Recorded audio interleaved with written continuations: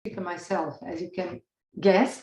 And the funny thing is that I moved to this country when I was 35 and I couldn't speak English. So I already had PhD. I already had all of my degrees from overseas. I published 5, 6 books. I don't know how many articles. My job was writing. So I worked for almost 15 years in my country as a researcher at the Serbian National Institute for Literature and Arts. And I never learned English because English wasn't a global language when I was a child. So I learned other languages, French, Russian, a bit of Polish. I learned Latin. Yeah, we still learn Latin in Europe, but I never learned English. And it happened that I married a guy who lives here, and I moved to a country which language I couldn't speak. And it was a very unpleasant situation, you know, being highly educated and not being able to do any job. So I started learning English literally from the beginning, level 0. And then later I got even a master at this uni for TESOL. So I experienced learning another language from different points of view. And at Western Sydney, I'm teaching academic writing and some similar courses. I'm teaching future English teachers as well. And that's how this whole idea started with PhD program. Me and my colleague Adriana, we work with a few other schools, School of Maths, School of Humanities, okay, that's the main one. And they all have different models for working with PhDs. Some of the schools, they have normal classes, like every week we have classes and we cover specific content. And for some schools, we work one-on-one with students. So fixing mistakes, because we all have different mistakes. Why? Because these mistakes come from our first language. So all of you are, and it's really different and amazing experience working with PhDs because you are top in your countries and in your field. And the only problem is English writing is slightly different. I had to change. As I said, I wrote a lot. I published a lot in my life. And when I came here and started writing in English, I had to change completely my writing style because it's simply different style, different structure. I have here a few quotes. To write is harder than to plot. To write is infinitely difficult. Everything has to be said. Everything has to be said, but how to say it. This is one of my favorite writers, a Serbian writer. Really, it's very difficult to write. It sounds easy when you read, but when you have to say something, and when you deal with a second language, we always understand more than what we can say, and we always can read more than what we can write. And the other quote that I have here is from Hemingway. It's none of their business that you have to learn how to write. Let them think you were born that way. It's a really, really good piece of advice. What I want to say here, academic writing is possible to learn. You're not going to be writers in terms of creative writing. Maybe some of you will, but you have to be gifted to write literature. Yeah, and but academic English is something else. And I know every semester when we start, you know, first week, what I tell my, especially undergraduate students, you know, they're younger, they always look at me like most of them are native speakers.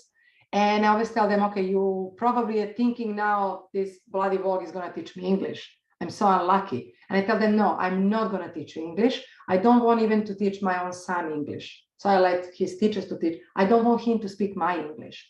What I'm teaching is academic English, and that's different language, simply different language. And that's why even native speakers have problems. So I will cover a few things today. The first one is how to write a thesis every day. I know that's maybe the biggest problem for all of us, because we always think, oh, I have time, 3 years in front of me. And then you realize that that happened to me when I did my master's, because in my country, master's and PhD, they're quite similar, technically you write books. And I realized I worked the most in 1.5 months. So I was alone in a room, books around me, and I didn't see people for 1.5 months. The rest few years was like research. Oh, this is interesting, and very easily you forget what your job is.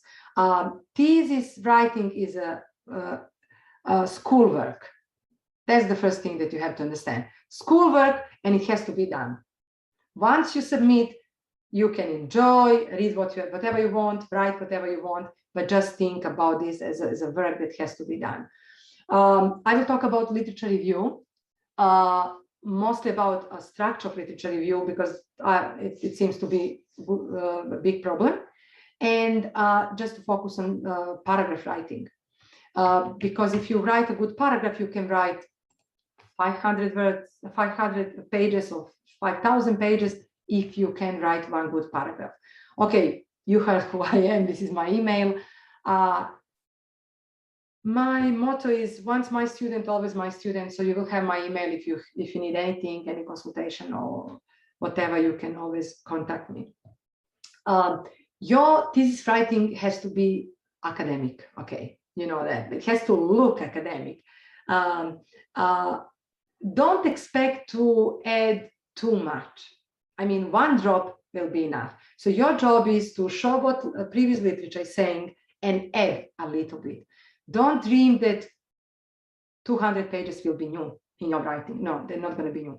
No one can contribute like at once in one research a lot, but you have to be happy, you know, and satisfied if you contribute a little bit. I like this cartoon here. It says how to write your thesis in 10 minutes a day. Spend 10 minutes each day of the first, I don't know how many years, filled with anxiety, stress, you know, and you're asking yourself what you're doing here. And then on the last year, sleep for 10 minutes a day and spend the rest writing. So that's what happens to most of us, but that's what you have to avoid doing. So make sure that you write every single day a little bit. Okay, we can't write every single day. We don't feel like, I can't even mark students' assessments every day. Some days simply I don't feel like marking or I don't feel like writing. But what you can do is at least read one paragraph that you already wrote and fix a little bit. At least fix vocabulary. So that's the easiest thing. Have a look at words.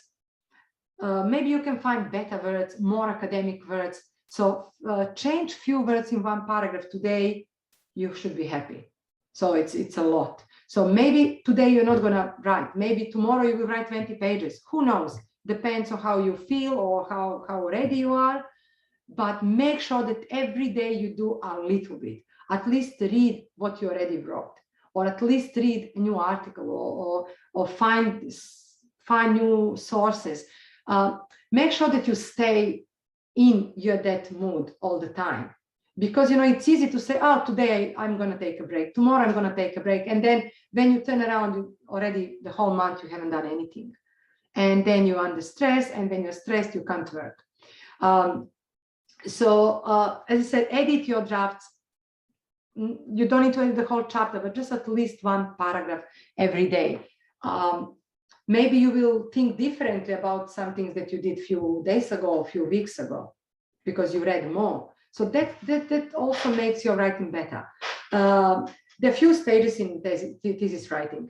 Most of you passed maybe first few first stages, like choosing your topic, you know, doing a bit of research to find the relevant literature, and most of you probably submitted this COC or proposal or whatever you have to do. So it's not zero, you're not at the beginning anymore. But then the longest stage is research. So you have to do proper academic research to write.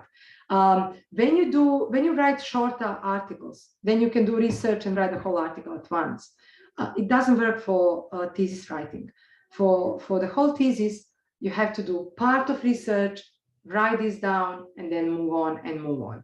I mean, you probably already have at least a rough structure for your thesis. And if you think, oh, I have to write, I don't know how many pages or how many words, and I have to spend 3 years on this, it's already stressful. So cut it down, break down into smaller parts, and do one by one. Technically make some small objectives for yourself to be satisfied, to motivate yourself better. So let's say you have to drive from Sydney to Melbourne. It takes 10 hours. I will give up straight away. But if I tell myself, okay, I'm going to drive to Canberra and then have lunch, and then from there I move right to the next point. If you cut down into small points, it's much easier to achieve. So make sure that you have a clear plan. So this month I will do this and this.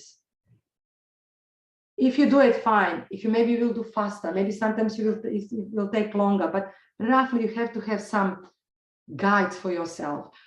What is the biggest problem in essay writing is that you fall in love with your topic.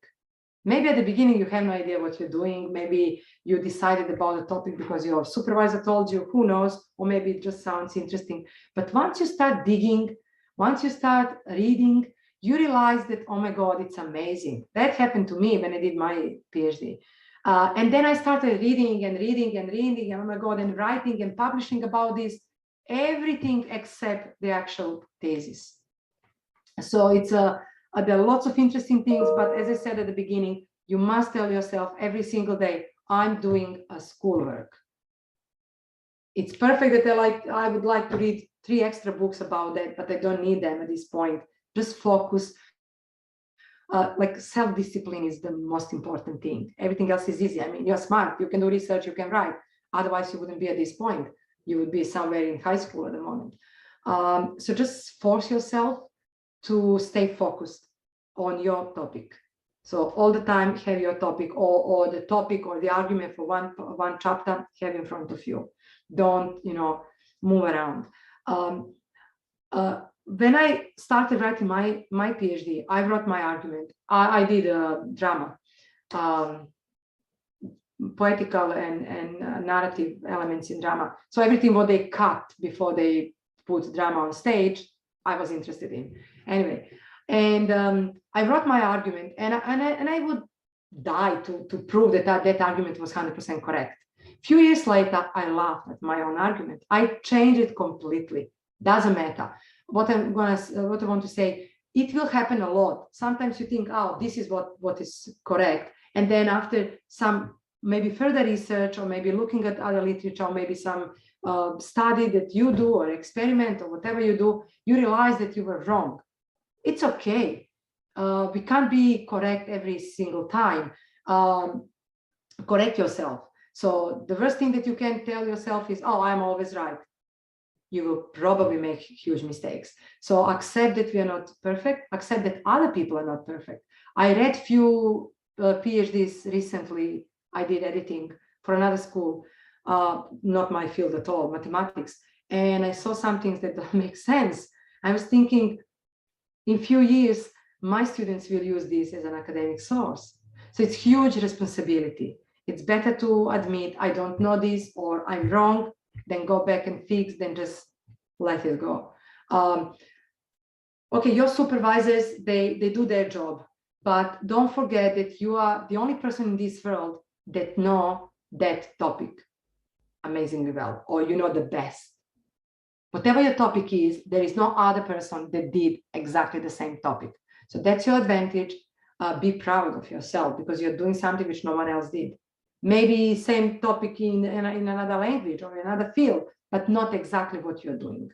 So you're your boss. Okay, you have to listen to your supervisors, of course, but at the end of the day, you're alone. You're alone, you do your research on your own. It's very important that you find good resources. So don't just grab first 2 resources that you see when you type keywords, for example, in search box. Make sure to do different types of research, to use different keywords. I had a colleague overseas. Oh my God, I liked writing. I like writing poetical titles. I used to be a poet a long time ago. I even published a poetry book. Got some awards for that when I was young. And I like these poetical titles. My colleague, he writes almost the whole abstract is his title. And I asked him why. He said, because whoever a search in Google, whatever word they put, my article will come up, which is a good strategy if you want to be cited. So what I want to say, different authors use different terms for the same thing. So make sure to find synonyms, to use different terms, and to do better research. Once you find good resources, you can write good thesis or good article. Writing is nothing else than cooking. If you have good ingredients, you will cook an amazing lunch. If you have no ingredients, empty fridge, no way. Doesn't matter if you're smart or not, you can't cook. Same with academic writing. So you need good basis, you need good research to be able to draw your conclusions and formulate your opinion. I just included here Study Smart link. I'm not sure if you know about these documents, quite useful documents on our library webpage. Lots of things about essay writing, have a look.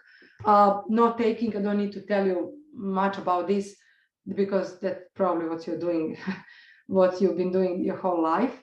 Just keep in mind that you have to write understandable. This is Einstein's quote: if you can't explain it simply, you don't understand it well enough. Especially in academia, people tend to use big words and they have no idea what they're doing. If you have one quote and from some resource and you don't understand it well, it doesn't matter how important it sounds, skip it. Make sure that you really understand. That's why we prefer seeing paraphrases. If you paraphrase, you tell me that you understand what you're doing. If you just quote, maybe you just quote it because it sounds important. Maybe you have no idea what that quote means. And okay, you have to use terminology, but the rest use everyday English words, to link these ideas. Because if you make your writing too heavy, it's very difficult to read. If I have to open a dictionary every single time for every single word when I read your sentence, something is wrong with your sentence. It's not, nothing is wrong with me. So yes, there are parts where you have to show that you're smart, but there are also parts where you have to relax a little bit and give your reader a bit of break. Critical thinking, as I said at the beginning, very, very important, very important thing. So don't accept something just because someone else said. Always double check, use your common sense, put all of this together. We need people who think critically more than ever. And academics should be people who lead this society into critical thinking. Not all people can think critically, so we have to admit this. But if you came to PhD or master degree, you should probably be already at this level. There's some links here and videos you can watch later. And again, this Study Smart document is a nice scheme about critical thinking. But let's just very briefly see what critical thinking means when you read. Who wrote your source and why? So is there any bias? So there are lots of things that people are, and we can see unfortunately these days. I'm suggesting you to do this because I have some material, I don't know, financial benefit from this, or maybe something else, or maybe I'm treated, or maybe I'm connected to someone. Someone long time ago says, just follow the money and you will see who is telling the truth. So always think who is behind the text. Double check who is the author. Double check what other authors say. See if their arguments are supported. You know how hard you have to work to support your arguments. So judge in the same way other people, other writers. Maybe something sounds great, but maybe it's not supported. If you can do the same study or experiment again, even better. You can check on your own. Don't use resources which have no any type of evidence. And once you understand the author's position, think about it. See if you agree or you don't agree. So it's nothing bad with not agreeing. So that's what academic dialogue is. You can disagree with someone, but explain why. Don't just say, oh, this is all wrong because I'm smart. No, doesn't work in that way. But what it means critical thinking when you write, even more importantly, so many people summarize and describe, okay, and they stop there, especially in literature review. And that's why I will focus more on literature review. Summarizing and describing is okay, but that's the first step. For example, you read some resource or book or article, whatever it is, and you just tell me what that article is about. Okay, I can read the same article. I don't need you to tell me. I can read English. But this is a starting point. You have to do this to build up on it, not just to stop there. You have to compare and contrast. That's the second step. Compare and contrast different ideas. Put all of these authors together in your text and let them talk to each other. So you are like a mediator or something, facilitator, I don't know what you call you. Let other people talk. Just put them together in your chapter, or this author says this author says that. And then when you let them finish this dialogue, and then you come to the play and you say, okay, that's what they said, and that's what I concluded from their saying. And that's where you contribute, and then you give your opinion based on what you read. And finally, to analyze and evaluate. That's what we expect from you. We don't expect this from probably first-year students, maybe a little bit. Sometimes there are some who can do this, but from you, yes, we do expect this. To analyze what you did in your research, and to evaluate and give your opinion. Even when you don't disagree, try to be polite. Use formal language, use academic terminologies, all of these things. Don't write strong statements. I'm not going to explain all of these things, but I included here, I would like you to go through these slides carefully. I included some things about academic English and what actually it means. What does it mean, academic English? Everyone says, oh, I have to write academically. What is that? What type of language? It's very important that you, okay, I'm going to skip all these registers and stuff. I just put here the Queen and Eminem to show you that these two people talk about the same ideas, same topics, but they use different styles. So you can explain everything to anyone if you use proper style. This is what I want to just point out. I'm not going to read these examples, just to show you that you have to make your statements softer. You are smart. As I said, you are a top expert for your topic. I'm not saying for your field, but just for your topic. But still avoid being arrogant. People don't like arrogant people. If you say, this is 100% correct, all men are bad. Oh, great experience. You met how many men you met in your life. So that's the same idea. So don't write strong statements. Make them softer. That's what we call tentative language.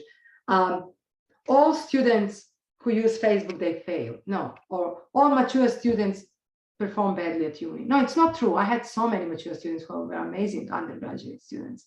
So sometimes, often, generally, these simple things, simple words that you can put. For example, this one, it will rain today.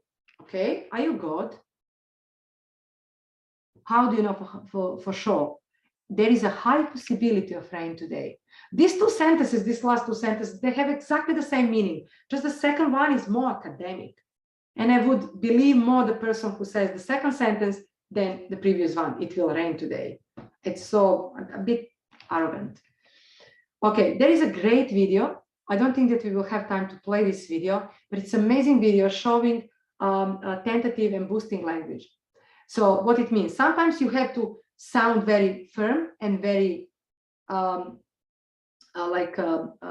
strong. And on the other side, there are some parts in your thesis when you have to be a bit soft.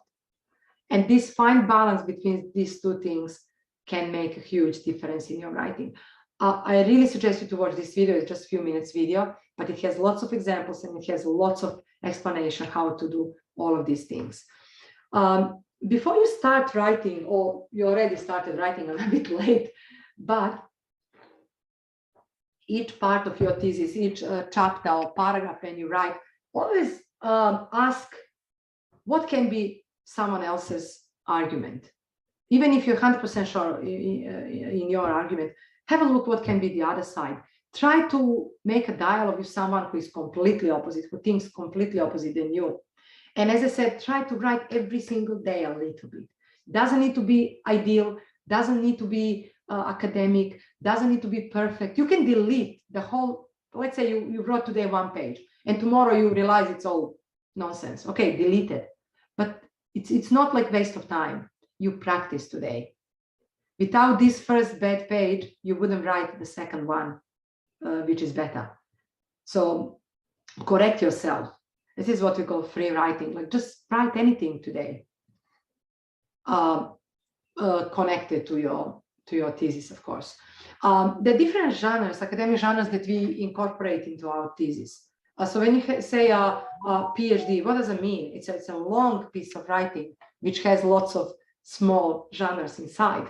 One of them are case studies, and probably some of you or most of you are using case studies and the different types of case studies. So you have to understand very well a case study to use that case study to support your argument. Either is some real event or something that happened to one person, or maybe depends on your topic, of course. And you can analyze this. Okay, I'm going to skip these things. Case study structure and all of these things you probably did. But case study is very important because it is the first step to literature review. Okay, what is the second step? So you have these case studies, you analyze them, you read them. Now you have to do, read literature from that, on that topic or from your field. And a big problem is that people mix up annotated bibliography and literature review. Annotated bibliography simply means, oh, I read this resource or this article, and that's what the author says. So main points, that's it. I summarize that article. I understand that article. But that's not, if you write one by one article or one by one resource, that's not a good literature review. That's what we call annotated bibliography. It's nothing wrong with annotated bibliography, but that's different genre. Literature review has to be a bit more complex. So you must summarize one by one source when you write your literature review. But let's see how you will organize literature review as a whole chapter. That's very important. So you have to find literature. Okay, let's say you did this, you read these resources, you took notes, you're sure that you understand them, you evaluate which one is good, which one is bad, which one is true, which one is incorrect, or whatever you have to say. And now you have all of them in front of you. Now you have to put them together and write a literature review chapter, which I found out to be maybe the most difficult chapter to write, because the rest is your research, the rest are your findings, and it's very easy to write your own stuff. But when you have to write a literature review, first of all, you have problem with vocabulary. Not you, I mean anyone who writes this. Why problem with vocabulary? Because as I said, I will send you by email lots of materials to cover all of this. But let's say you have to, you included 20 or 30 sources in your literature review. And you have 20 times you have to say in a different way, this author's argument is, or this author argues, or this author states, or whatever. So it's kind of a limited number of expressions that you can use. And we end up using same terms over and over again. And literature review sounds very boring. So you have to, even if English is your native language, I mean, it happens to all of us. I wrote in my own language. Thank God we don't use academic English every day. None of us, I hope. So we speak in a normal English. And lots of words maybe we know, but we don't use them every day. And when you write a literature review, you write in general, you just use words that you have in your head, and they're not very academic. So how many of you would say, this is a very important topic? Okay, there's nothing wrong with the word important. But what about significant? Which means exactly the same. Why? Of course, we understand significant, but why are we not using it straight away? Because I don't use significant every day. I don't tell my friends, it's very significant to me to go out tonight, but I hope no one speaks like this. So that's why you have, the main thing is to get the ideas, put the ideas on a piece of paper in your own words, then go back and change words. Few times, change vocabulary, open a good dictionary, open these dictionaries with synonyms. Have a look, maybe you wrote something last week and now you're reading another article and you found, oh, this word is actually what I thought, but actually I used something simple. Maybe you will come across some expressions that can fit something that you already wrote before. So that's why this editing is an ongoing process. Always go back and edit and make your already written things better. When you write a literature review, try to organize a literature review like any other chapter. So it must have an introduction, a body, and a conclusion. So introduction will be something like to tell me why you read this type of literature. Why do you need this literature review? To find a gap. So I can't move on if I don't see what other people did. And explain, your ideas, why you focus on that type of literature, maybe not on another one, why you focus on maybe just English literature, or maybe you focus on two different languages or whatever. I don't know what your topic is. And then body is technically analysis of all of these resources, and conclusion is should have findings that you got from overall all of these resources. Okay, let's see how to organize within a body. As I said before, one source, one paragraph, it's not a good idea. That and that source, and then you summarize, and then you move on. Another source, that and that, and you summarize. That's a very low level of writing. That's a very low level of writing an academic essay at uni. And literature review, okay, you will get your resources, but you will have them, but that's not the point. The point is how you will combine them. Then I will see that you understand actually these resources, because they are related. Maybe you will compare some of them or contrast some of them. This author and this author, both very important authors, but they have different ideas here. Let's see why. Put these two resources together. There are different ways to organize these resources. You can organize them by time period. So you can go chronologically and say, this is what was before Second World War about that topic. I don't know, sexism, homophobia, racism, whatever. It was different 100 years ago and different today. Or maybe different 10 years ago. Just watch movies. My Big Fat Greek Wedding, I'm not sure if you watched that movie, one of my favorite. First part, there was no gay characters. 10 years later, second part, one of the main characters was gay. So something changed in society in these 10 years in perception. So must be a difference between resources. If your resources are 10 years apart, there must be some difference between them. So maybe you will choose this time factor to organize your resources. Maybe you will organize them around theoretical platforms. So this and this resource, they're all based on the same theory. Put them together and discuss them together. Then move to another theory and discuss the other group of resources. So this is still what you did. You summarized all of them. Now just group them and make your literature review interesting, because the way how you organize them tells me your position.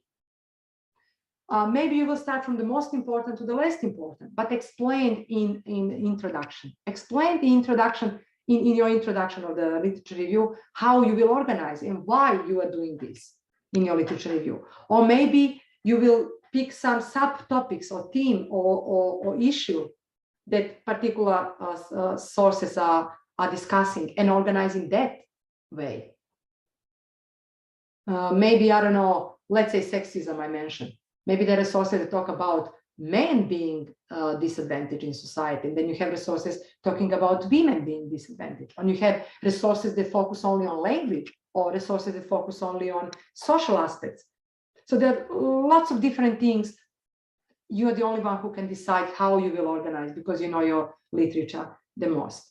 So you have to use academic style, you have to be very objective when you write literature review. The main point is to find a gap, and you have to show this through your language.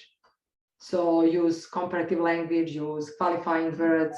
So lots of these things. I will send you more materials and you will see what it means. There is a very good book. It's a short book, old book. It's all in I, first person, but doesn't matter. Very good examples. The title of the book is They Say, I Say.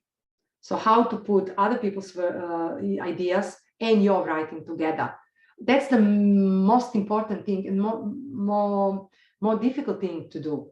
I remember a few years ago when we started this program, and I had a class with School of Mathematics, and I told them, next week we will learn about referencing. They laughed, the whole class. They said, we know how to do referencing.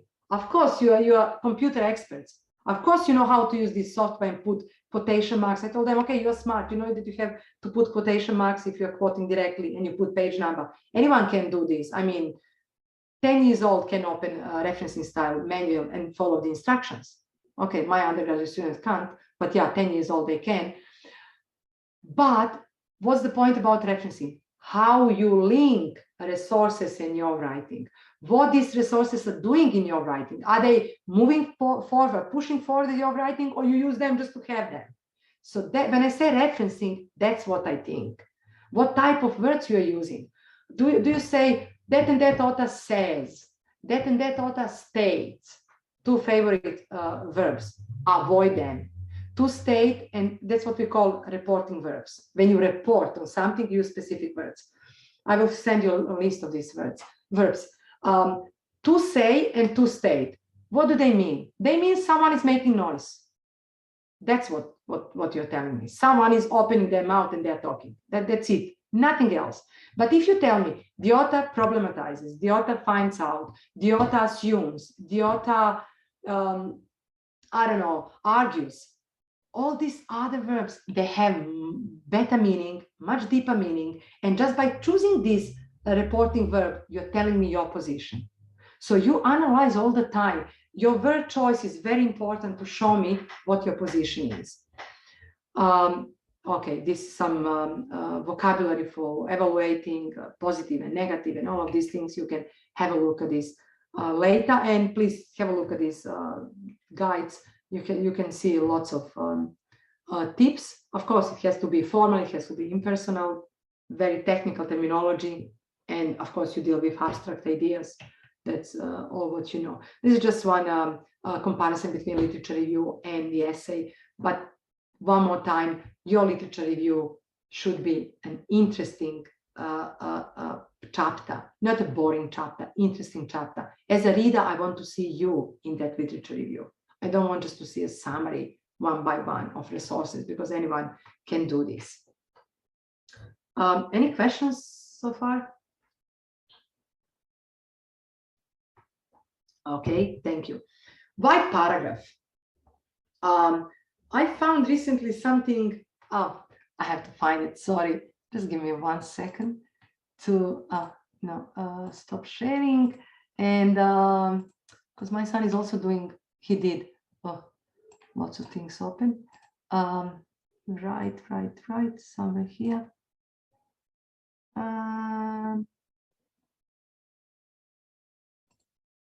Is there here?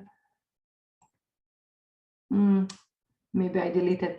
Doesn't matter. Some of the teachers put in their materials. Write. Letters make words. Write. Words make sentences. Write. Sentences make paragraphs. Write. Paragraphs makes a story. Something like this. And it's really great piece of advice. Just start writing. I mean, okay, you know how to write in English, you know words. Sentences can be a big problem. I've picked some of your sentences just to show you some most common mistakes. We will see later. But at the end of the day, your building block is a paragraph. If you write a good paragraph, you can write anything. Because what is one essay? That's a set of paragraphs put together, linked together. You have to link paragraphs, of course. There are lots of things that make this discourse like a whole, but you have to write a good paragraph. And today I must write a paragraph or a page better than I did yesterday. So that should be your goal. That's why I said, even if you don't feel like writing, go back and fix one paragraph. Just go paragraph by paragraph. Don't bother about fixing the whole thesis, making better the whole chapter. No, paragraph by paragraph. And you will see at the end, you will have a great result. This link here in yellow is an amazing 15 minutes or 14, whatever minutes, a video that I use a lot with my students. There is a guy who explains writing a paragraph. He gives one example and goes, step by step, thing by thing. You can watch him a million of times. I can watch him a million of times. So good explanation. I will give you some points, but you can watch this video. I don't think that we can play this here. That's why I included everything in. Okay, that's my problem as well. Too long sentences. How to deal with too long sentences. My language is in long sentences. So I write long sentences in my language. So when I write in English, I think in long sentences, and I can control my sentences very well. I mean, that's my job. I'm a linguist. Some people can control their sentences well, but too long sentences are a bit boring and difficult to follow for your reader. When you write one paragraph, which is technically one scene for you, yeah, one idea, one sentence, exactly. But it's great in theory. In practice, we write and write and write. Okay, I tend to think about, let's say one paragraph is one scene. If you like movies or you like acting, you know how they film a movie. So one scene, two characters are talking. You wouldn't like to see a movie which is recorded just one camera and the guys running around and trying to film everything. No, they have few cameras. So one character is talking, one camera there. Cut. Another character, camera moves to another character. So that's what you have to do with your sentences. Say one thing, stop. Another thing, continue. So you can't use just short sentences. You have to combine short and long sentences. That's the best idea. So make a balance. Same with paragraphs. I will tell you about the paragraphs, but same with sentences. Short sentences can be amazing. If you have to say something very important, or if I'm reading your thesis and I'm reading and I'm falling asleep slowly, and you woof, short sentence, or rhetorical question, or something which is unusual, different structure, sentence structure. I will stop. Oops, someone is waking me up. Something is happening here. Same with paragraphs. Short paragraphs can be very effective. Very short paragraph, boom, the main idea. And I will stop. It's like pulling me, and I have to stop. So there are lots of tricks that you can use. But if you have problem with long sentences, the fact that you know your problem is great. Now you can find a solution. So many people don't understand what the problem is. So if you know what your problem is, go sentence by sentence and try to cut. And always start with a new subject. What can be a problem with sentences? Sentences are part of bigger discourse or broader discourse. And then you look at the sentence in the context. And then you can make grammar mistakes, or you can put a sentence on a piece of paper, just one sentence, and see if it makes sense on its own. Forget about the rest of the context. Also, a problem can be that because you read a lot and you know a lot, you simply assume some things. You think that people understand everything what you know. No, they don't. Your reader knows much, much less than you. So if you have a poor family member that owes you something, or I don't know, someone who wants to listen to you, give them a piece of writing to read and see if they understand everything.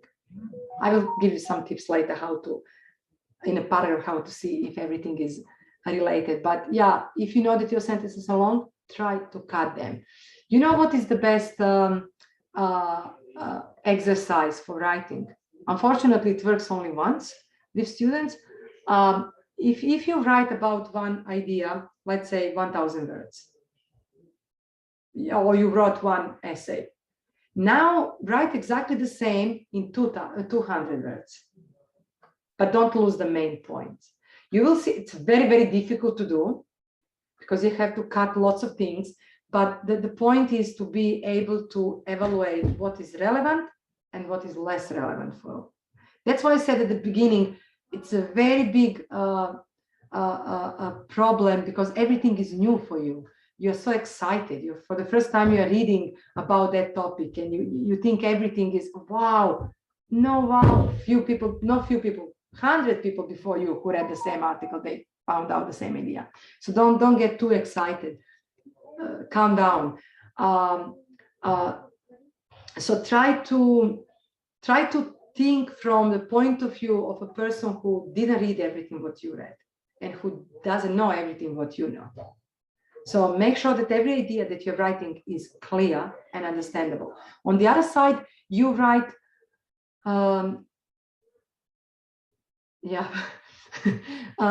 you write,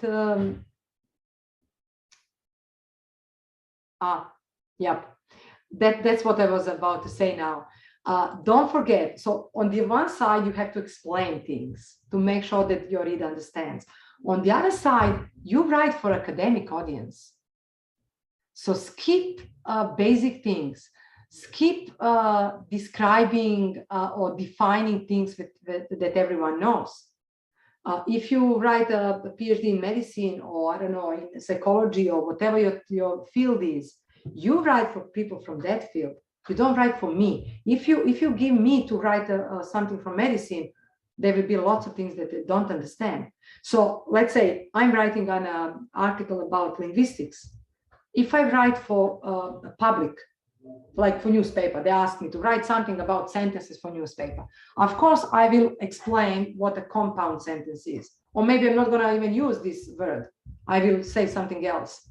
But if I write for an academic journal, I'm not going to explain what a phoneme is, or clause, or compound sentence, because people who read will already know these basic things. So that's, again, everything is about balance. So again, you have to see, yeah, what your reader can already know and what your reader has to learn from you.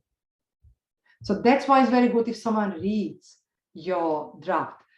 Supervisors are good readers, but they read from different point of view. So very often when I edit thesis I work a lot in School of Mathematics, for example, or education. That is not my field, none of them. I don't fix anything which I don't understand. I like talking to people when I finish editing, and then we go together to things which maybe are not clear to me as a reader. So there is, again, a balance what you have about information when it comes to information that you have to provide. So paragraph is a part of formal writing. You must have paragraphs, and paragraph is not just graphical representation. Sometimes people think, oh, it's too long, I'm going to move to another paragraph. No, it has nothing to do with length of your paragraph. A paragraph is something else. It's one whole, one entity technically that has to be complete, and that has to be organized around one idea. How long the paragraph is depends on the idea, depends on resources, depends on your evidence that you have to put in.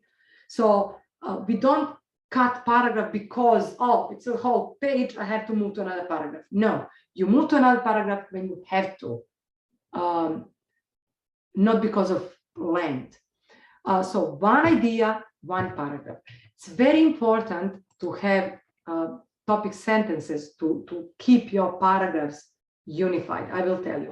Before, don't start writing before you have a good plan. So people like typing, because if I didn't type anything, oh, I don't have that and that number of words, I haven't done anything. Actual typing should be the shortest stage of your writing. I mean, anyone can type. Some people type very fast. I type with just with 2 fingers, but yeah, I'm not that. Typing is just putting into on a paper what you already did. If you have everything ready, you can type in last week and you can finish the whole. You can start typing your thesis in the last week and finish the whole thesis. I don't know how many words. If you don't sleep, you can type this number of words in 1 week.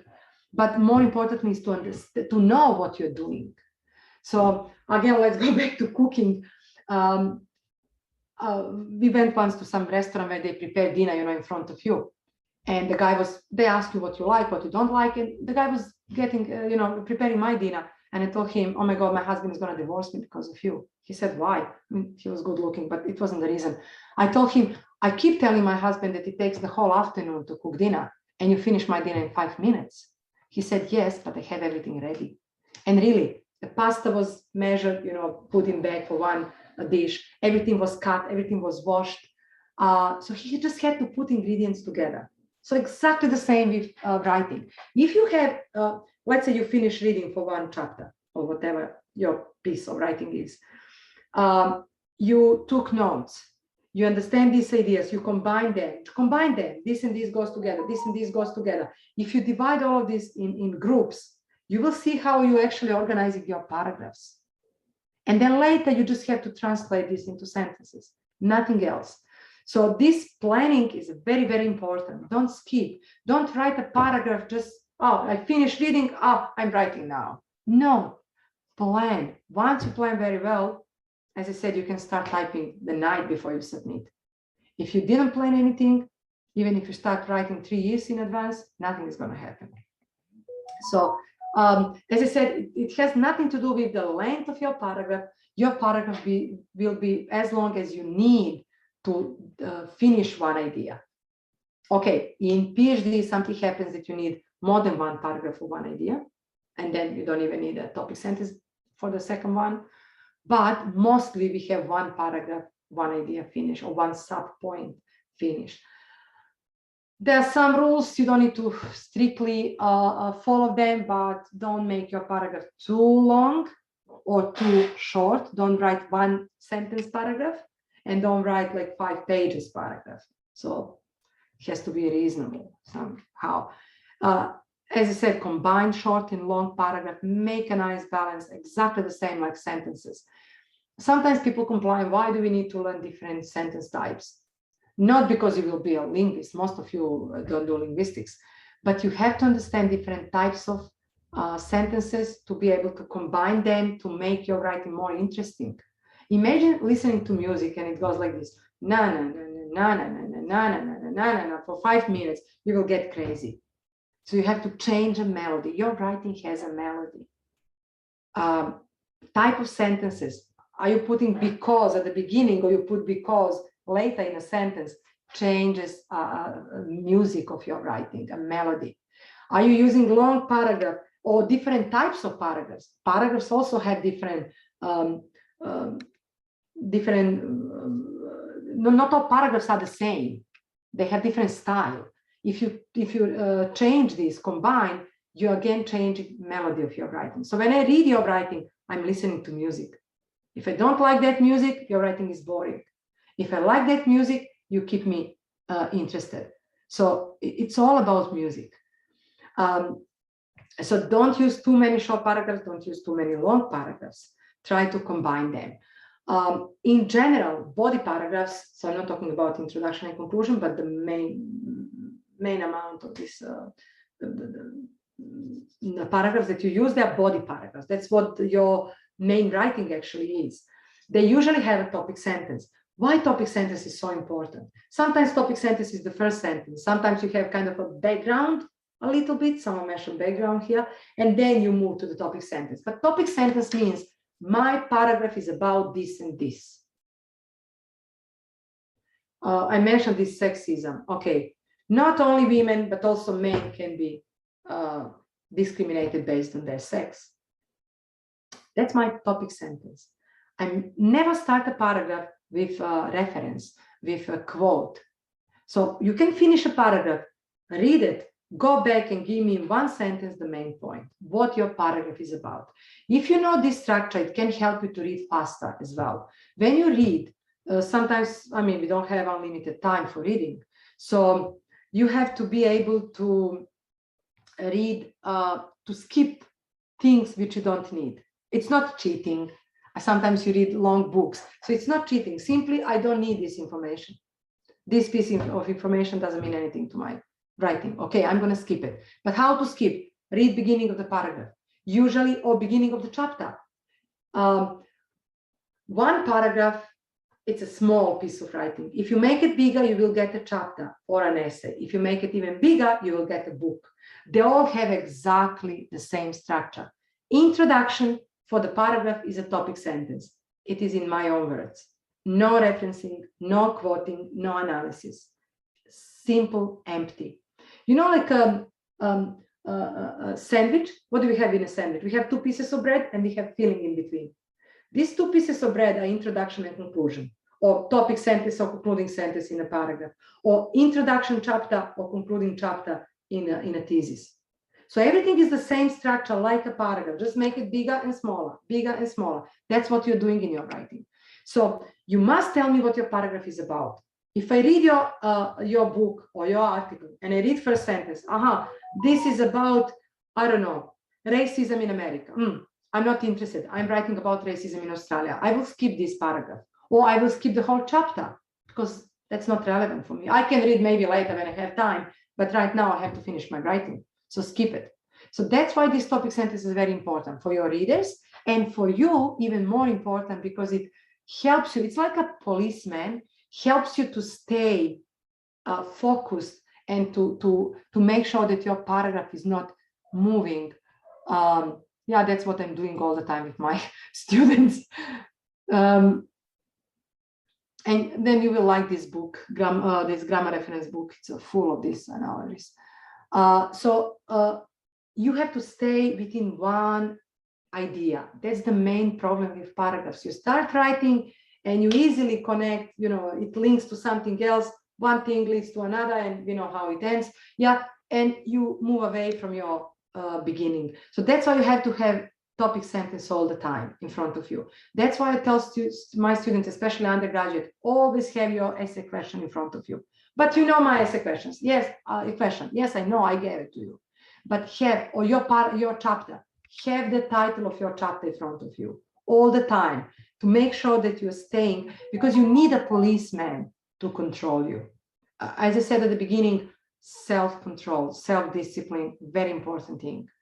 That's the most important thing. You can write. I mean, of course you can write. You came to this point. You write well. That's what it means, writing PhD. But you need someone to control you, to force you to stay focused and to stay within a frame of your thesis or your chapter or your paragraph. Doesn't matter. And there is no anyone else, but you have to be your own policeman or police person, to be politically correct, whatever. Don't write a paragraph if you don't have at least one piece of evidence. That's kind of unwritten rule. You can, but it would be good. You can if it's connected to something that you said before and you are analyzing. But don't write a bigger piece of writing without evidence.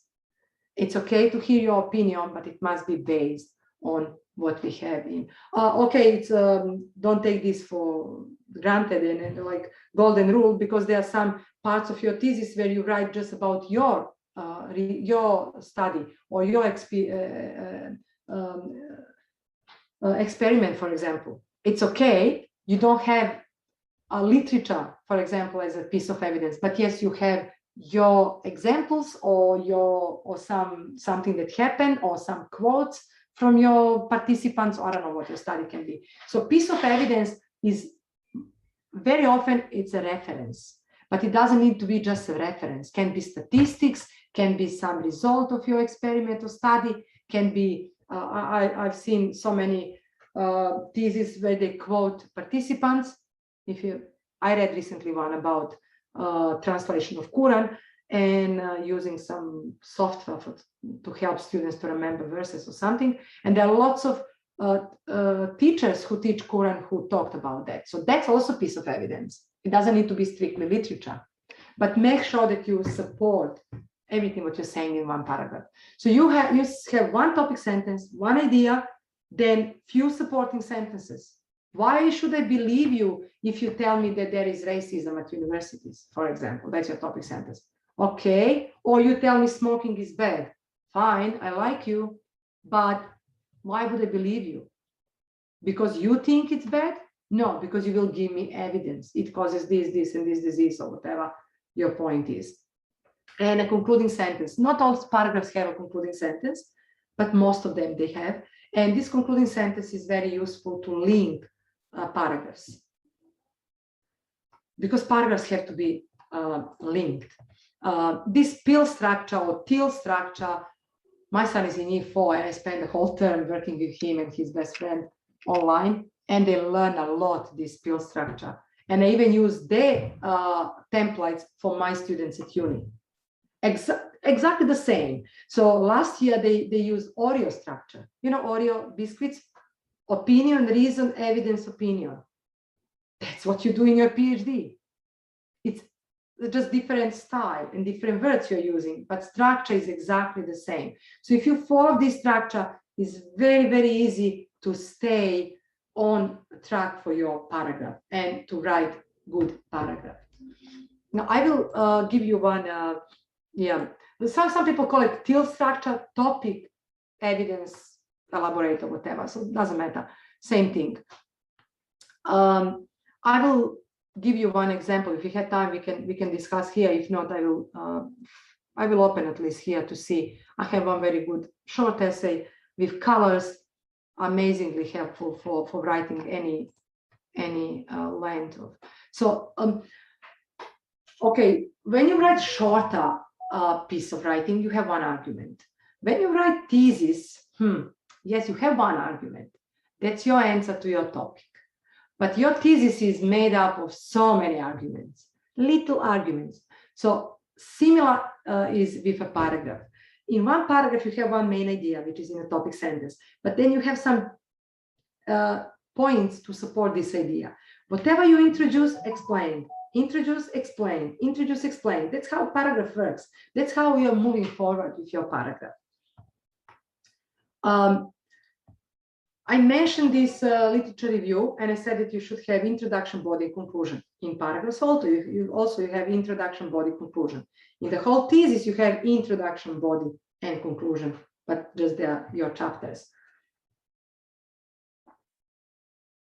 Your introduction in the paragraph, it's where you give some background information if you need, or some transition between paragraphs, and you tell me what your paragraph is about. This body is your analysis, and conclusion, finally, you wrap up the whole paragraph. You can go back to the main idea, or you can put a bridge for the next paragraph. Bridge is what is very important, these bridges that you make in a paragraph to link. Everything must be linked to everything. Just imagine making a cake, and you put all ingredients together in a pan or whatever you're using, and you bake. No, it doesn't work in that way. Your ingredients, I don't want to fill flour separately and then milk and then sugar. No, that's not a cake. You have to mix them. You have to combine all of them. The best cake if I don't feel sugar, when I'm eating, but I can taste it. So that's what you have to do in your paragraphs, in your writing. You have to link everything. Everything must be linked. You can use different words. You can use synonyms, but I must see these bridges and jumping through the paragraph. What does it mean, a good paragraph? There are 4 elements that you have to cover to have a good paragraph: unity, order, coherence, and completeness. Let's see, completeness, whatever. What does it mean, a unity? One paragraph, one idea. Same with a sentence. One sentence, one idea. One paragraph, one idea. So just make sentence bigger, you get a paragraph. So that's why this topic sentence is very important. You have one single controlling idea, and everything must be linked to that idea. That's why I said when you organize your paragraphs, when you plan your paragraphs, make sure that you put only things that belong to one paragraph. Again, let's go to cooking. You want to cook lunch, and you will cook few dishes, and I don't know, something sweet and salad. You're not going to put all of them in one plate. You will put separately. So before you start cooking, you will divide ingredients. I'm not going to put sugar and I don't know, cucumbers together because they belong to different dishes. I will put cucumber on one side with vegetables. Other side I will put meat or whatever I need for meat, and the other side I will put what I need for sweet or dessert or whatever. So that's how you combine your paragraphs, and then later you just write them down. Make sure that it's only what belongs to that paragraph. Okay. What does it mean, order? Your paragraph must have a head and a tail in that order. Don't jump. You can decide how you will order your paragraph. Maybe you will choose a chronological order, to start from something older and then come back. Depends on the paragraph. Maybe you're just analyzing or describing a development of one idea or one phenomenon or whatever you're doing, or one term or one theory. Or maybe you will start from the most important to the less important. Or maybe you can use any other logic, but it has to be organized. You can see that I'm repeating now same terms that I used when I talked about literature review as a whole chapter. So the same thing. As I said, paragraph is like a small chapter, like a small thesis. Think about your paragraph like about the whole thesis. That's what I have to do right. and then move to another one and do the same. So just make them bigger, make chapters, make them even bigger, make the whole thesis. So once you understand these ideas and principles of organization, you can write any length. You can write Anna Karenina, 2,000 pages, something. I don't know, huge, great book. What does it mean, a coherence? Coherence means that everything is together. That's what I said. Everything must be connected. You must have these bridges. And this video that I mentioned at the beginning, when I started talking about paragraphs, watch that video in yellow, this link. This guy explains very well these bridges. So you have linking words, transitional words. You must link sentences within a paragraph. You must link paragraphs as well. And you can use same words and same phrases. And I will send you 2 very good documents with lots of transitional words and phrases. Your job is to analyze them and to pick the most relevant for your sentence or for your paragraph. You have to be careful with these transitional words. If you say in addition, but you move to the opposite idea, it's not going to make sense. You can't tell me on the other side and you're continuing the same idea. So make sure that you use proper linking words. Make sure that you use the same tense. What does it mean? If you start a paragraph in present, write in present. Same with a sentence. If you start in present, continue in present. Don't start in present and move to past and go to future. So make sure that paragraph makes sense, even when it comes to verb tenses. When I'm talking about verb tenses, let's go back to reporting verbs. When you refer to resources, okay, most of the time people use past tense. It's okay to use past tense if you describe someone's experimental study or, final decisions, final findings, something like that. But when you refer to the ideas, I would rather use present tense. I mean, it's not a mistake if you use past, but what I want to say, if I say that and that author argued this and this, it's like finished. But if I say that and that author argues or points out or states or whatever, I don't know where they're using. When you use present, first of all, it's always present when you open that book. That's one reason. So even if you quote Shakespeare, who died a long time ago, if we agree that he existed, okay, he's not alive anymore. Even if you use books or resources of people who are not alive, when you open this book, that's present for you. If I never read Romeo and Juliet is happening now in front of my eyes. For the first time for me, they're new for me. So every time when you open the resource, it's present for you. That's one reason. Another reason, very important reason, it's like a trick.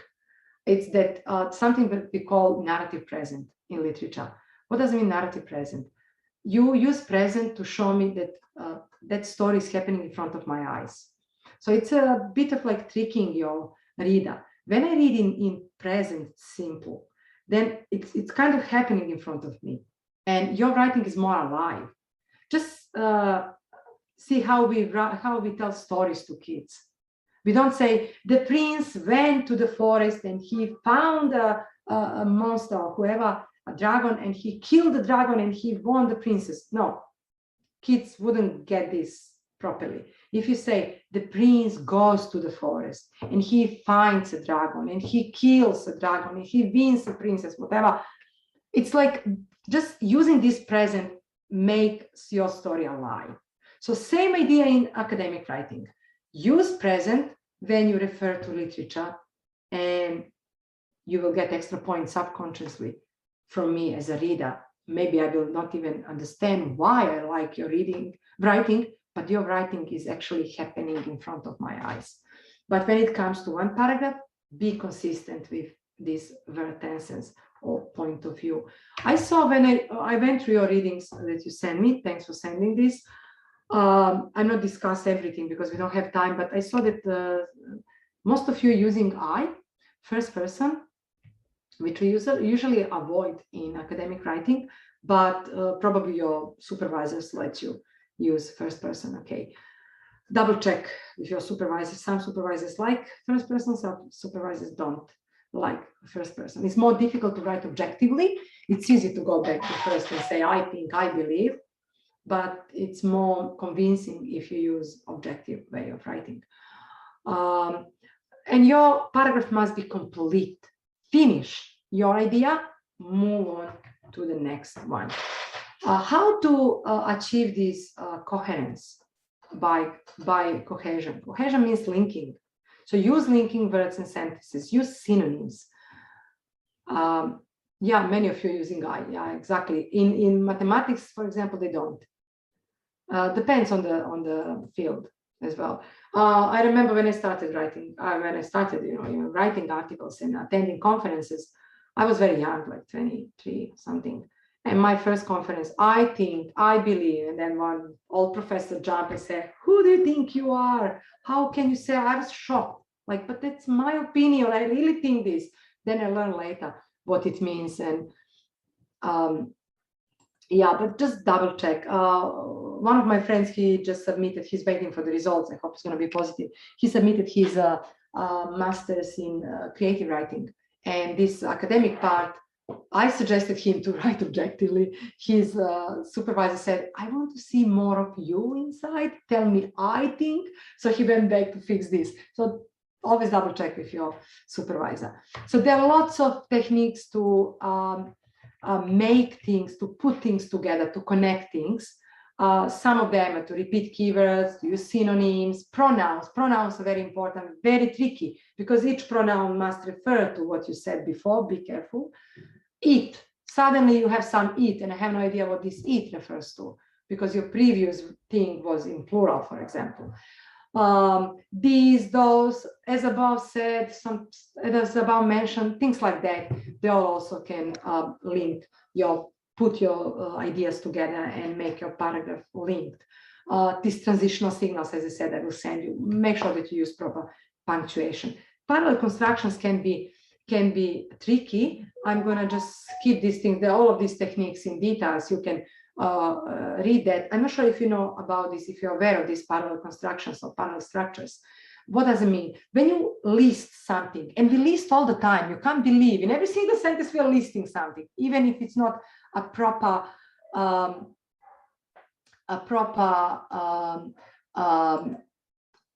list, like your one items. No, but almost every sentence you have few things together. And they must be in the same grammatical form. So if I say, I like interesting books, I like tasty cakes, I like interesting books, tasty cakes, beautiful buildings, and to write letters. What's the problem here? What I said, interesting books, adjective, noun. I forgot my examples. Beautiful buildings. Another one, tasty cakes. Adjective, a noun. Adjective, noun. Everywhere. And then I'm moving to write. To write is infinitive. To write letters, infinitive plus noun. Verb plus noun. It's not the same structure. It's not the same form, grammatical form. And it makes your writing bad. So it's not, again, melody is not good. So have a look at these examples here. To succeed is opening a new opportunity. To succeed is infinitive, opening, ing. They don't go together, although they have the same meaning. So either say to succeed is to open a new opportunity, or say succeeding is opening a new opportunity. So see now how they match in form. So I just wanted to point out this because it can be a problem. Okay, all of these things I mostly told you, or you can read later. How to see if your writing is good? Let's say your paragraph, or your chapter, or your one essay, or whatever. Sometimes you publish part of your thesis as an article. How to guess if it's good, well structured or not? Highlight topic sentences. So start from the introduction. That's where you have your argument and your essay outline or whatever, chapter outline. So what the chapter will have. Highlight this and highlight topic sentence in each paragraph and read aloud to someone. If that person can guess what the structure is, Later, you just give just details. If you tell me, for example, smoking is bad, and then one paragraph because it causes diseases, the other one it's addictive, and the third one it harms non-smokers. I understand what your essay is about, what your chapter is about. What type of diseases, how addictive, how non-smokers can be hurt. Okay, I will see later, you will give me details. But for now, I see that you have a good structure because these three things you promise in the introduction to write about. Okay, this is about topic sentence. I told you the main ideas, you can read the rest when it comes to topic sentence. Don't forget to link paragraphs. I feel sorry for people who write good paragraphs, and when you read the whole chapter or the whole essay, they look just like a small essays on the same page, but they're not linked. So you must link them. Again, you can use the same linking words and phrases that you will use to link sentences within a paragraph, or you can repeat keywords, use synonyms, and they go through the your paragraphs. It's like, okay, I have read top, and I don't have a skirt, but let's imagine that I have a skirt here. And how do I match this skirt and top? Oh, my skirt has different colors, and there is some red, going through my skirt. Oh, I match them. If there wasn't a red, that skirt wouldn't go with this top, for example. So same thing. If you want to have a line going through all paragraphs, main idea going through all paragraphs, changing into different synonyms, okay, that's a great way to link paragraphs. Steal. Okay, first thing that you learn in academia is don't steal. The biggest sin at uni is to steal ideas. You can steal a computer, a chair, walk through the campus. Maybe people will laugh at you, but not one is going to stop you. But if you steal one idea, one sentence, you will be in a big trouble. So you have to use referencing. Okay, that's a rule. But I'm telling you now, steal. Steal from other people. What to steal? Don't steal ideas, don't steal sentences, but you can steal a way how you can learn, actually, not steal. Learn from them how they write. So next time when you read, don't read just for content. If you have time, go back and read some articles that you already read and see, okay, now I'm going to see how they link paragraphs, how they link ideas, how they introduce references into their writing. So that's what you can steal from other people. That's what you learn actually from other people. And that's how all of us learn to write. You know how kids learn to speak? They listen. For 2 years, they just listen. They don't talk. And then they start talking and you can't stop usually them anymore. That's how you should learn to write. By reading. Read. When I read my students' assessment, I can point out in 100% which student likes reading and which student doesn't like reading. Because I can see. So if you read subconsciously, you will start learning some expressions or style or how they link paragraphs. So start writing your academic vocabulary. Well, academic, vocabulary.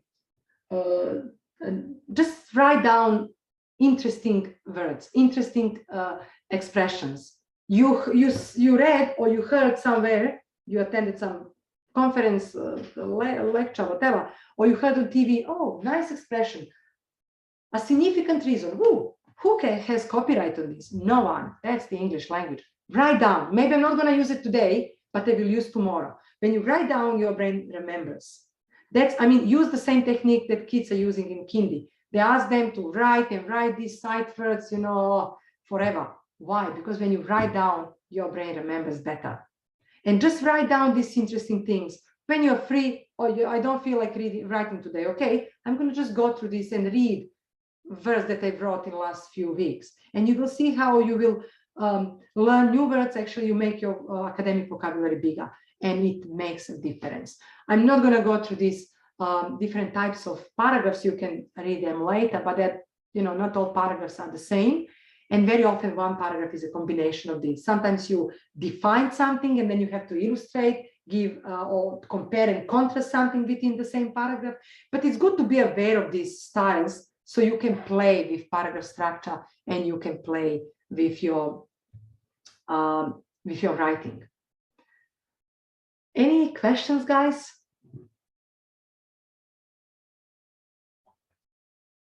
No? Okay.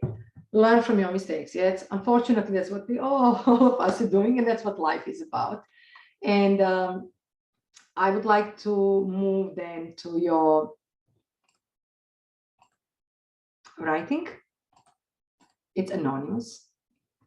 So we don't have time to go through everything. As I said, when I read whole thesis or chapters or something, then I usually explain everything. I just pick from different, I try to pick at least one sentence from each of your writing. It means each of you have some mistakes. Each of you has some mistakes. It's normal. And I just put them randomly here just to show you maybe the most common mistakes when it comes to sentence structure and grammar, which we didn't cover in this workshop because we didn't have time. I talked to Dennis and we decided to cover, maybe the things that most of you can benefit from. But let's see what it means when we go down to the level of sentence. This section examines what made the school of modern phenomenon. Then it explores how school buildings are both produced and consumed. Okay, what's wrong with this sentence? This is a very, very common mistake. Is it just to say what makes the schools rather than past? No, I'm not talking about content, the meaning. I'm talking about sentence, simply sentence level, grammar. Oh, I was looking at the tense there. So this section examines what made the schools rather than what makes the schools. It's okay. It's fine. It's okay. What I'm looking at is that this comma here. This comma, this is what they call, I call this run of sentences in general, either it's comma or nothing between, but you have what you have here. You have two sentences technically, two full sentences, two independent clauses, but they're not linked properly. Okay, what a clause is? A clause is a baby sentence. We have independent, dependent clauses. There are two types. It's like a small sentences. I call independent clauses adults. I call dependent clauses kids. One dependent clause can't stand alone. Because I'm stupid, full stop. What is that?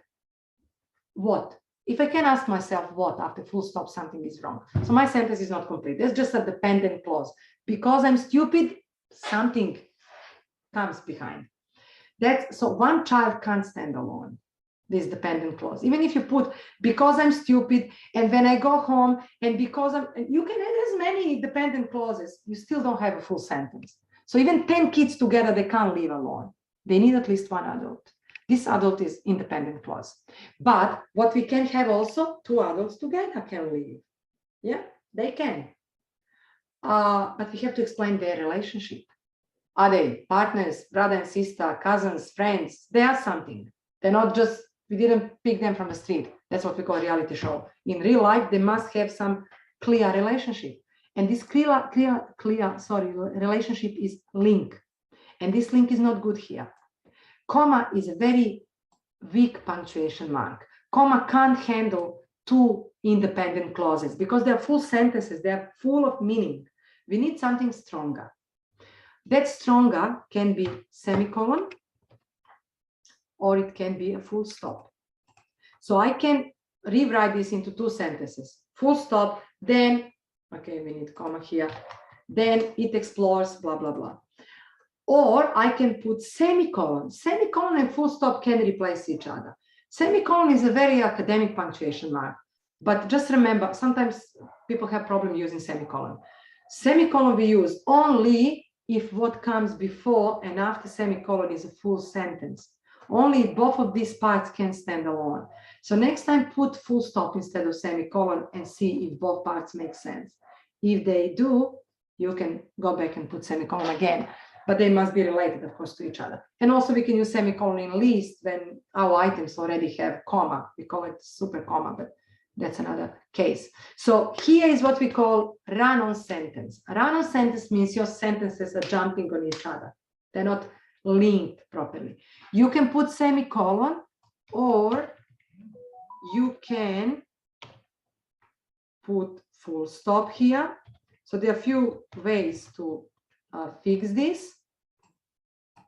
So I will put the wrong one here on top. I can send you this document later if you want. So it was comma here, which is incorrect. And this comma didn't exist. So this is original. Okay. Or what I can do as well, I can leave my comma and say end. Comma plus end, comma plus so, comma plus but. Yes, it can work, but not just comma. So we have 7 conjunctions that we can use here. So 3 different ways to fix this sentence. It's up to you how you fix it. The continuous articulation analysis of pressure and resistance with singleness has connected. Okay. Us in a kind of whatever. What the problem is, has. Why? Let's see what my subject, this is what we call subject-verb agreement. Okay, original, and problem is run on sentences. I'm writing here the problem because the material that I will send you will have all of this. So you can go and read that part in the book and see what's going on. So here, a problem is subject-verb agreement. What is that? It simply means if subject is singular, my verb must be singular. If my subject is plural, my verb must be plural. Easy rule. There is no easier rule in the English grammar. But what if my sentence is long, like here? This is my subject. All this is my subject. How I'm supposed to know which word? I have singular words, plural words here, lots of things. How I'm supposed to know which one to link? My subject, continuous articulation, and, oops, that's the thing. I have and here. In my phrase, in the whole subject, I have and. I'm linking 2 things, articulation and analysis. 1 plus 1, and means plus. In linguistics, and means plus. If you have something else like including as well as, doesn't change the number of your subject. But once you put and in your subject, you are putting 2 things together, and 1 plus 1 makes 2 last time when I checked. And 2 is plural. So articulation and analysis can be has. They must be have. They must be have, not has. So has is my problem. I'm going to change this has into have. Another way to check, very easy way to check, the whole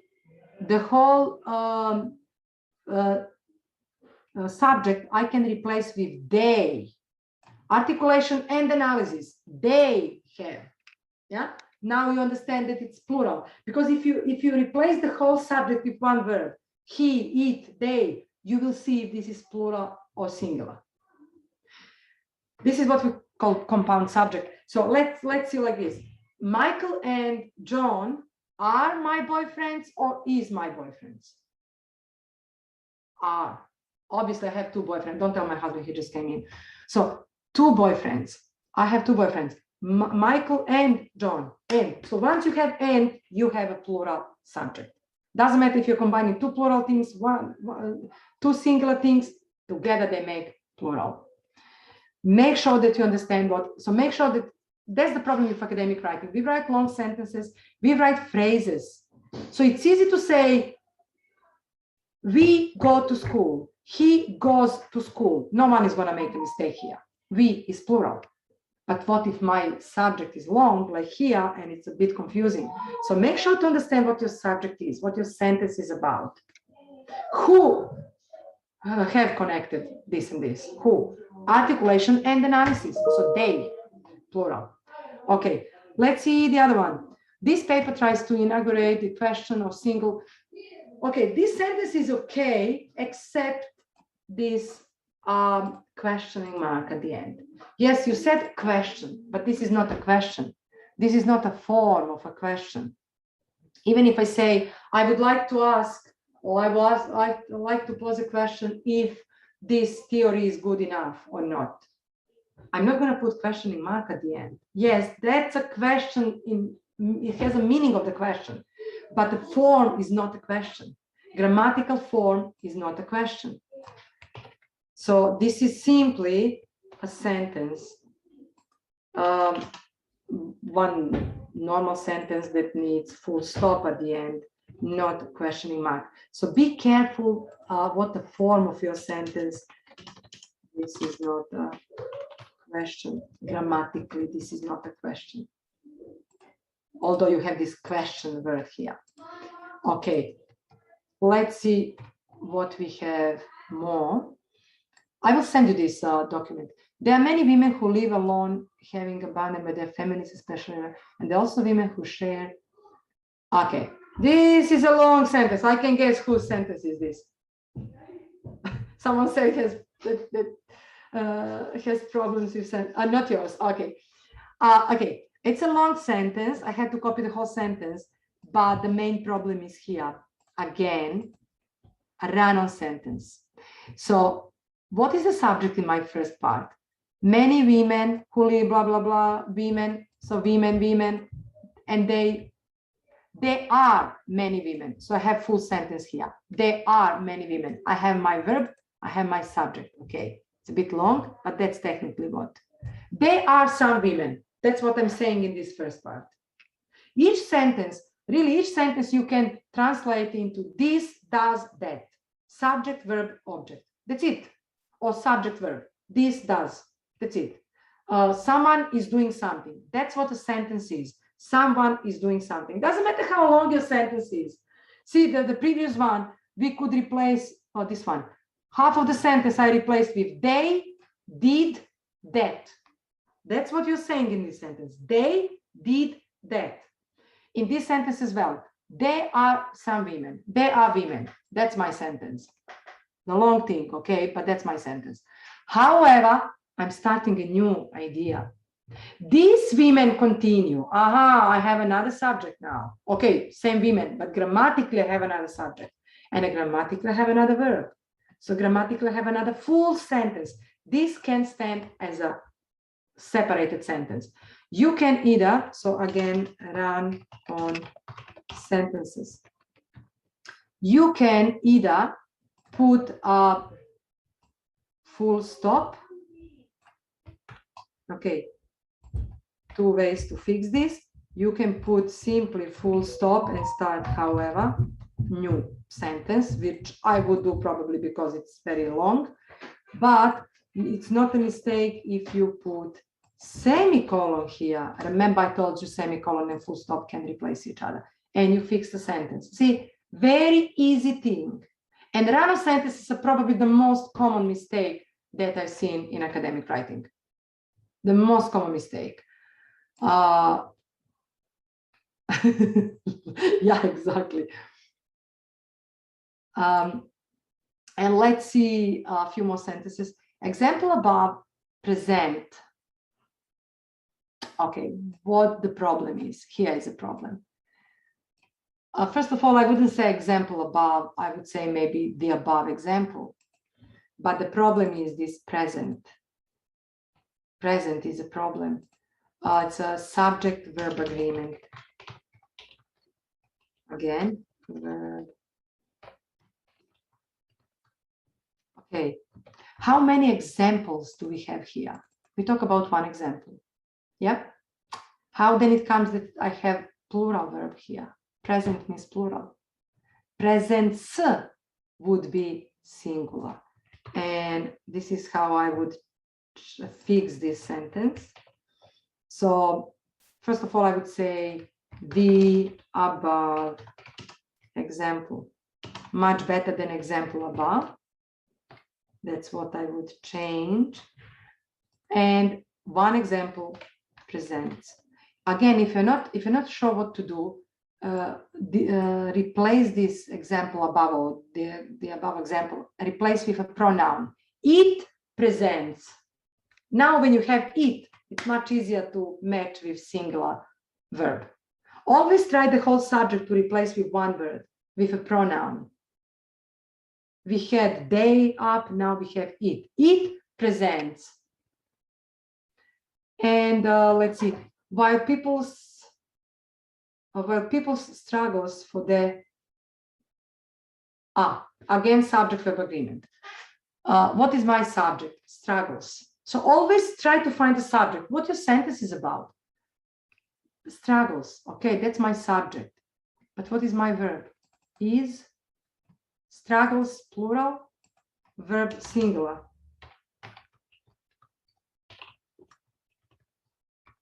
Very easy mistake to make because you write long sentences. So go back and always highlight, this is my subject. What is the verb? Is. Bloody struggles is plural, verb is singular. Doesn't make sense. So, and I'm gonna simply fix this by changing this. So is incorrect. Is incorrect. Or struggle, may change struggle into singular, I don't mind. So I would put are and I would fix my sentence. One more thing, can you see that half of this sentence is gray and half of this sentence is red, is black? Can you see the difference in colors here? Yes, they're different color. I've been in publishing industry for 15 years. I did pre-press. Why? Because maybe one word or maybe part of this was copied from an online source.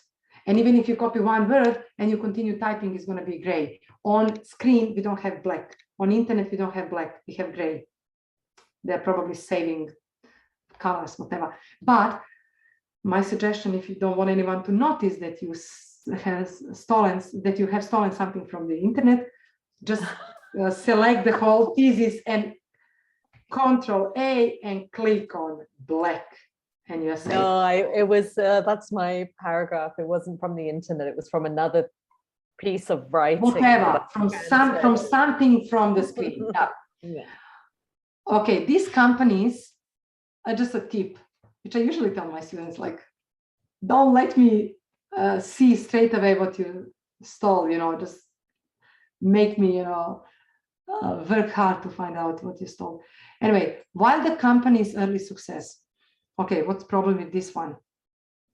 How many companies? We talk about one company, Disney. That's, by the way, very interesting writing.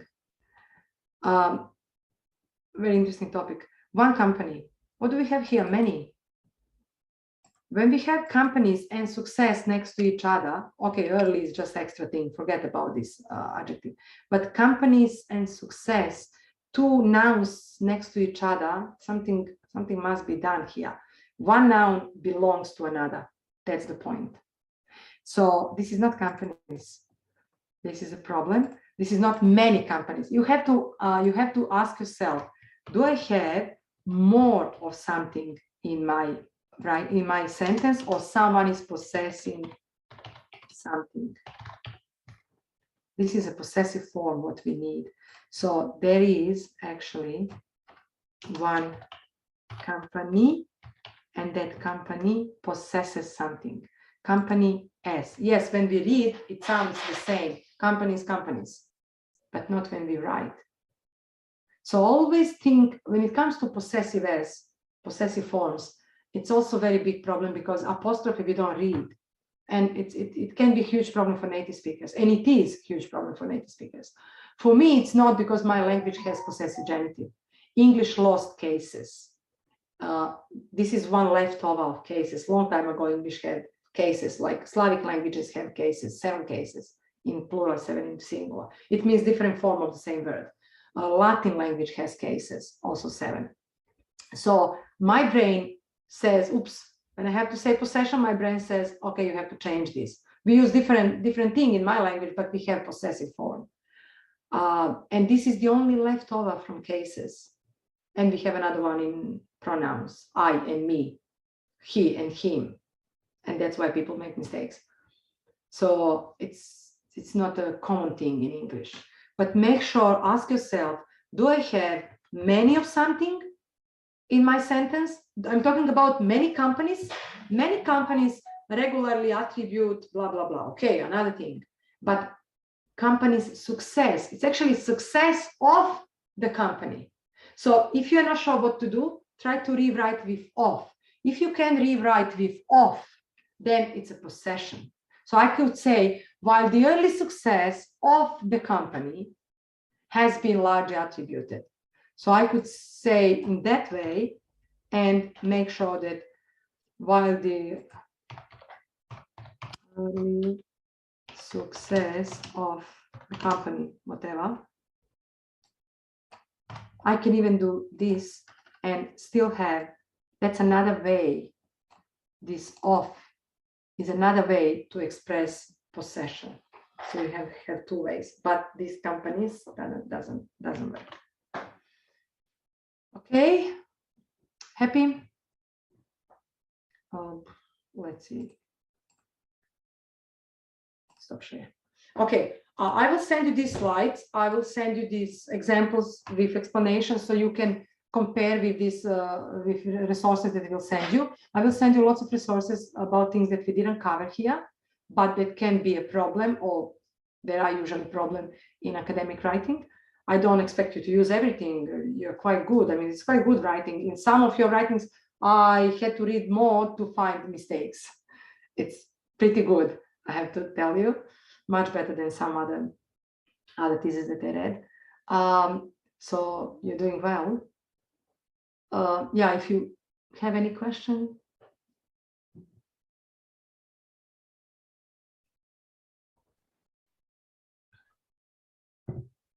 I will send all of this, Jan, to the whole list that I have, because maybe